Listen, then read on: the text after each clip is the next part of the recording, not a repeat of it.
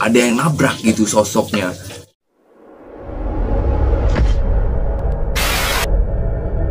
Assalamualaikum warahmatullahi wabarakatuh. Balik lagi sama gue Wahyu dari Bogor Wengi. Sampurasun sadulur wengi. Mudah-mudahan kalian semua coy kabarnya baik dan dalam lindungan Allah Subhanahu wa ta'ala. Kalian mau tahu gak gue mau bahas apa? Mau tahu? Mau tahu? Ikuti terus Bogor Wengi.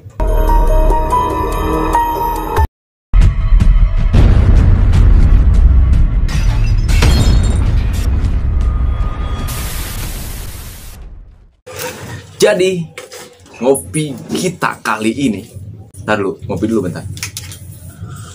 Tar dulu, ngopi dulu bentar. Tar dulu, ngopi dulu bentar. Tar dulu, ngerokok dulu bentar. Tar dulu, ngerokok dulu bentar.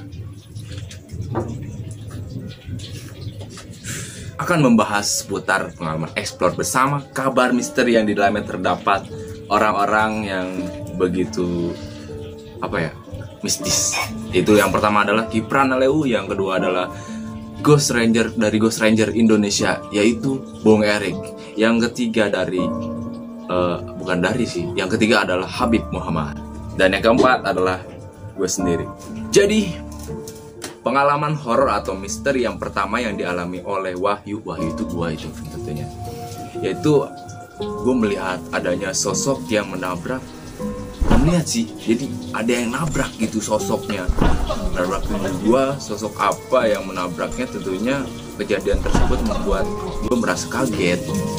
Kenapa kaget dan panik? Karena ini ibaratnya lu sendiri atau kalian cuy ditabrak sama makhluk yang seperti itu. Kaget gak lu? Kalau gue sih kaget gitu. Dan gue juga melihat sosok hitam di balik jendela gitu kan. Ketika gue samperin, sosok hitam tersebut tidak ada, dan ternyata ada sosok yang melintas ketika gue menyaparkan. Ya itu adanya sih di belakang gue. Pas gue ngadep sini, ketika gue nyamperin gitu kan, melihat, gue penasaran gitu sama sosok hitam itu adanya di mana gitu kan. Pas gue naik ke atas, dan ternyata di belakang gue ada yang melintas. Gue sempat lihat, wah, di situ gue respect dong. Gue ngeliat adanya yang melintas, langsung gue lihat di belakang, terus gak ada apa-apa.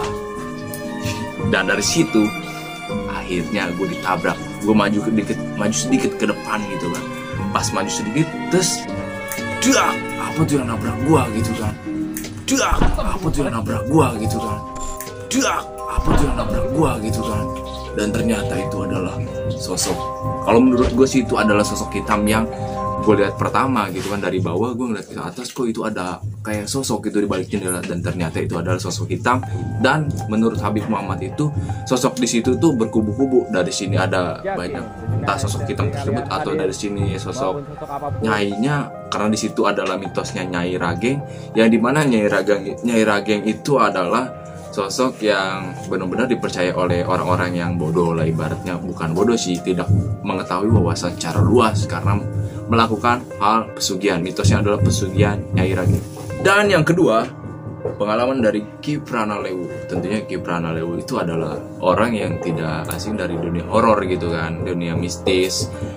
Semua itu tahu kalau yang dunia mistis yang namanya Kipranaleu itu pasti tahu kan.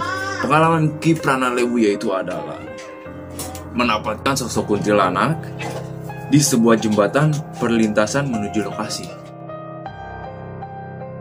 Oh ya, jadi sebelum kita ke lokasi atau ke rumahnya itu ada sebuah jembatan, yang dimana jembatan itu terbuat dari bambu, dan hanya jaraknya itu berapa senti doang gitu cuy.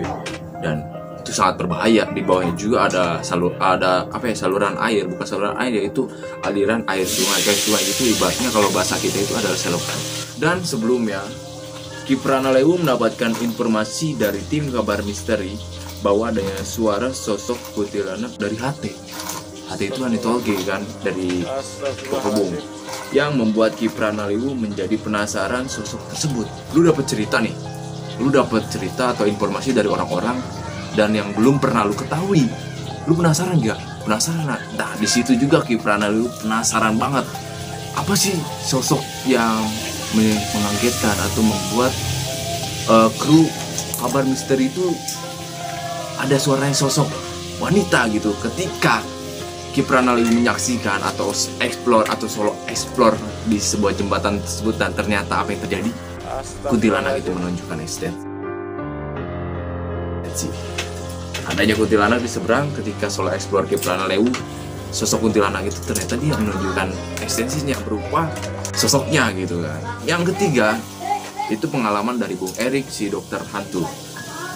Pengalaman yang dialami oleh Bung Erik saat explore di situ, mendapatkan sinyal adanya sosok gaib lewat perantara alat yang digunakan oleh Bung Erik. Jadi Bung Erik itu punya sebuah alat yang dimana alat tersebut bisa mendeteksi adanya sosok gaib atau hantu yang ada di situ. Dan ketika dimainkan tuh alat tersebut, ternyata apa? Ada tuh sosoknya di situ. Eksistensinya muncul ketika alat tersebut digunakan, ternyata ada. Berfungsi juga tuh alat kalau menurut gua juga menyaksikan sendiri kan. Alatnya tuh suara suara.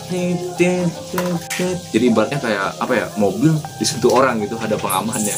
Jadi suara. Eksistensi yang kedua yang dialami oleh Bung Erik adalah berkomunikasi dengan sosok Nyai Rageng melalui alat semacam radio yang selalu digunakan oleh Bung Erik Explore. Jadi Bung Erik juga dia punya alat namanya dokter hantu kan. Dia dokter hantu gitu kan di channelnya. Dia menggunakan dua alat. Yang satu untuk sinyal, dia jadi sinyalnya itu kayak ada infrared lah, sinyal menuju adanya sosok yang lewat di situ. Jadi ketahuan pakai alat itu. Yang kedua adalah komunikasi. Ketika dia komunikasi, setahu gua bahwa Nyai tersebut bilang apa gitu, lupa gua. Lupa dari situ gua pokoknya. Lanjut aja. Pokoknya adanya komunikasi Bung Erik dengan Nyai Rageng di situ. Kalau nggak salah tuh Nyai Rageng bilang sedang apa kalian? Pokoknya ibaratnya kaget, ada acara apa ini gitu kan. Biasanya sepi, kok ada rame-rame di situ. Yang ketiga atau yang keempat, gue lupa ya. Pengalaman dari Habib Muhammad. Jadi Habib Muhammad itu mendapatkan informasi cerita misteri yang ada di lokasi lewat perantara mediumisasi murid Habib Muhammad. Jadi Habib Muhammad juga bawa murid gitu kan di situ. Dia melakukan mediumisasi yang dimana cerita itu dapat dari mediumisasi. Pokoknya ada ceritanya. Jadi tempat itu disebutnya dengan tanah berdarah, kalau nggak salah, tanah berdarah yang diselimuti oleh pesugihan tuh. Awalnya tuh dari dulu ada pesugihan di tempat tersebut, jadi gitu. Jadi banyaknya korban di situ. Jadi apa? Jadilah tempat itu jadi kotor. Dan di dalam informasi yang didapatkan oleh Habib Muhammad adalah bahwa asli sosok Nyai Rageng tersebut adalah namanya Nyai Sulastri. Nyai Sulastri cuy. Dan menyatakan bahwa dulunya tempat tersebut sempat dijadikan sarana pesugihan termasuk orang pemilik rumah. Gila sih menurut gue. Ya nggak aneh juga kan, yang namanya orang diiming-iming kekayaan, namanya pesugihan pasti dengan berpikiran, oh gue bakal kaya nih, gue bakal punya duit banyak dan lain sebagainya. Nah dari situlah yang pemilik rumahnya teriming-iming gitu kan, ibaratnya kehipnotis di situ. Dan akhirnya apa? Akhirnya yang punya rumahnya juga melakukan hal tersebut, yaitu pesugihan di situ. Yang gue dapatkan informasi dari channel sebelah juga, yaitu Jejak Mata Hati. Gue sempat ikut awalnya, gue juga dapat informasi tempat itu dari Jejak Mata Hati. Ketika gue explore bersama Jejak Mata Hati, yang gue dapatkan apa? Informasinya bahwa tempat itu bekas pesugihan yang dimana semua keluarganya itu meninggal dunia. Dari satu orang, jadi semuanya kena.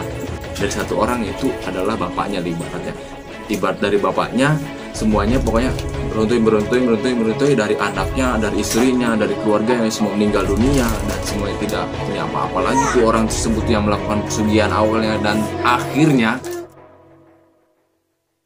orang tersebut juga meninggal. Jadi seperti itu, cuy. Ya banyaklah pengalaman gue di situ. Yang namanya solo explore, gue kan di situ MOS ya, moment of silence. Jadi ibaratnya lu itu uji nyali di situ. Banyak hal yang gue rasakan di situ. Yang pertama, hawa merinding pasti ada, hawa takut pasti ada ya. Walaupun gue itu berani, tapi hawa takut tuh semua orang tuh pasti ada.